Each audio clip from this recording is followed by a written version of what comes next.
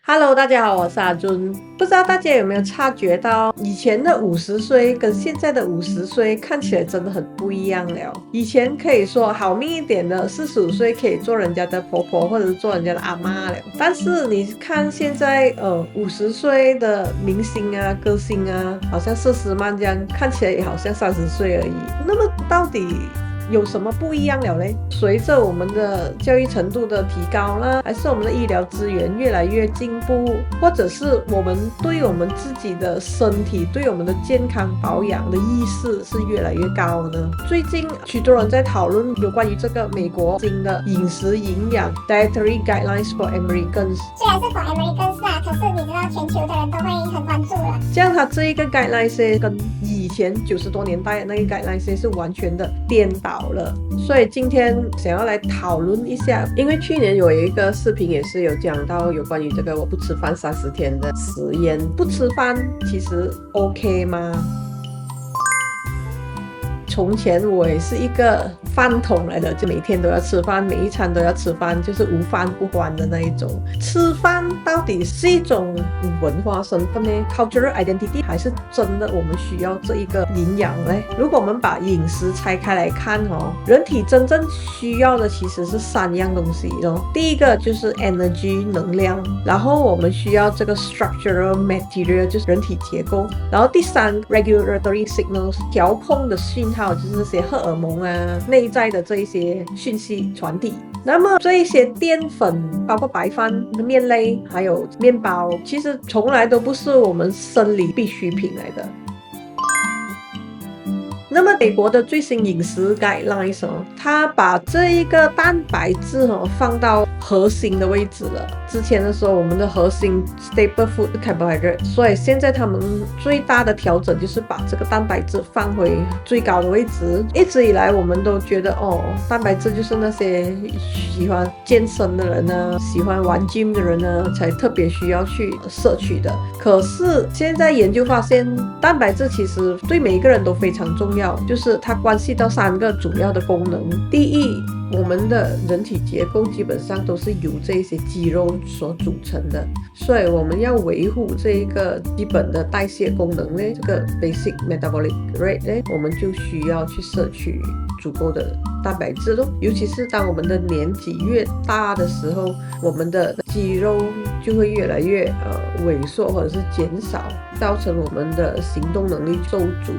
尤其是要预防这个少肌症，这个 sarcopenia， 我们就更需要的去摄取足够的蛋白质。那么第二就是维护我们的心血管我们整个心脏其实就是肌肉组织来的，都需要靠我们这些 amino acid， 就是氨基酸来维护的。然后第3个重要的function 就是 immune system， 就是你的免疫系统都是由这些 protein 这些蛋白质所组成的。所以现在很多研究都在大力的鼓吹补充足够的蛋白质，才可以维护我们这一些基本的身体功能啊。所以要多吃肉啊，其实你也可以多吃植物性蛋白soybean 这些最新的 guidelines 也为脂肪平反了，因为我们一直以来都认为我们肥胖是因为脂肪，是因为我们吃太多脂肪。其实它是被冤枉的。我们过去对脂肪的认知都是停留在那些垃圾食物跟超级加工食品坏脂肪的坏印象里。但其实呢，我们是很需要好的脂肪的。大脑60% 都是脂肪所组成的，神经传导啊，这些 neural signaling 都是需要脂肪的。然后我们的情绪稳定、专注力这些很大程度都是因为有足够的良好的脂肪的摄取了。所以人家说心宽体胖，也可能是体胖所以心宽。然后当然心血管也是需要这个脂肪。脂肪并不是导致我们血管阻塞的主要原因，而是我们长久以来过量的糖分在我们体内造成这种慢性发炎，导致糖化，才造成血管这些硬化和阻塞的主要原因了。所以并不完全是脂肪的错。那么脂肪也包括这个胆固醇 cholesterol， 对于我们这些荷尔蒙也是很重要的。就包括这个 estrogen 雌激素，还有 testosterone 我不会读这个字。我们的生长激素 growth hormone 都是跟脂肪摄取有关的，要有足够的这些脂肪，身体才能够正常的成长跟操作。很多人觉得减肥啊就要少吃油啊，少吃这些脂肪，可能造成的伤害是更大的。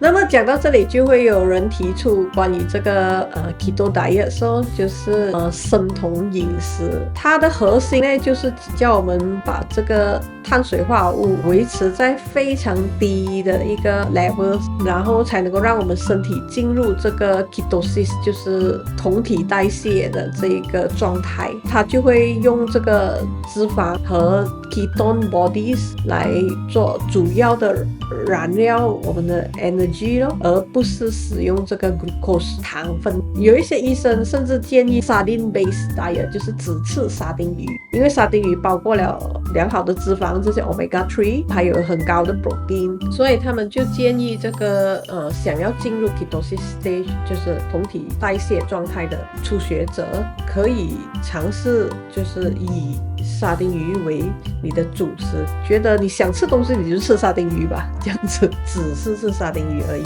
甚至他建议说你根本就不需要吃菜啊，吃水果这些，因为纤维的主要功能就是让你放屁而已。Fiber is for 发病。虽然不是一个主流的建议了，它是需要这些临床的观察还有个人的这个实验呢，不是说每一个人都可以去做到这样子了。但是它可以说颠覆了我个人对饮食固有的观念呢，就是以前的时候我常会觉得说一定要吃饭3餐准时，早餐一定要吃得好，午餐要吃得饱，然后晚餐就减少。可是其实并不是这样子了，我们要更加的深入去看你吸收的这些营养跟这些分子的用处吧。所以我建议就是我们并不是说一辈子只是能够吃一种饮食方法罢了，我觉得呢我们可以切换呢，就是可能1年里面你可以 practice 1-2个月 keto diet 或者是 low carbs diet， 就是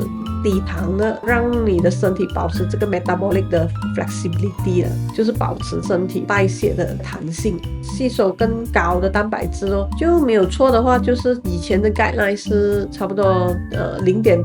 gram per kilo 你的体重，现在提升到差不多1.2到1.6 gram per kilo， 你才能够保持你这个肌肉，尤其是上了年纪，你一直要去补充它，不然肌肉就会越来越减少，然后你就会越来越没有力了。那么这个 guidelines 也提醒了我们要去注意我们所吃的植物，尤其我们要减少和避免吃超加工食品，选择更好的 whole food 咯，就是整体的一个食物。就比如说我们要吃一粒橙，我们应该把那些纤维也一起咀嚼然后吃下，而不是用果汁机把它打成果汁，那就会流失了很多重要的营养还有纤维了。